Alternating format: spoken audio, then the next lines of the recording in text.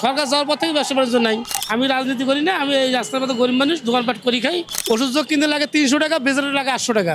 যেরকম চলতেছে দেশ ভালো চলতেছে, সেটা বড় কথা না, কিন্তু রাস্তাঘাটের লোকজন নাই, বেচা কিনা নেই। নির্বাচন হলে আমাদের বেচা কিনা হইব। এখন ব্যবসা বাণিজ্যর কি অবস্থা আপনাদের? আমাদের কোনো বেচা কিনা নেই, রাস্তাঘাটে কোনো লোকজন নাই। আগে যে টাকা ইনকাম করছিল সে টাকা এখন বেচতে পারতেছি না। আর সামনে কি নির্বাচন, আপনার কি চাচ্ছেন নির্বাচন হোক? হ্যাঁ, নির্বাচন হোক, নির্বাচন তো চাবই। নির্বাচন হলে আমাদের বেচা কিনা হইব। সরকার কি হবো হবো, তাতে কোনো দুঃখ না। এখন তো মানে বিএনপি সরাসরি নির্বাচন চাচ্ছে আর জামাত চাচ্ছে গণভোট, কোনটা হলে ভালো হয়? এখন আমি তো আর রাজনীতির লোক না, যেটা করলে ওরা ভালো হবে সেটাই করবো, ওটা নিয়ে আমার কোনো নাই। কিন্তু সরকারও আচ্ছা, যারাই ক্ষমতায় আসুক তার কাছে আপনার দাবি কি? তবে রাস্তাঘাটে আমার বেচা কিনা হোক, রাস্তাঘাটে দোকান লাগাইতে পারি, এটাই সুবিধা। আমার তো এই কর্ম করেই খাওয়া লাগে। আপনার কাছে বিগত অনেক সরকার তো বাংলাদেশে ছিল, কে সবচেয়ে সফলভাবে দেশ চালাইছে? আমি তো রাজনীতি করি না, সরকার থাকাতে ব্যবসা বাণিজ্য ভালো হয়েছিল।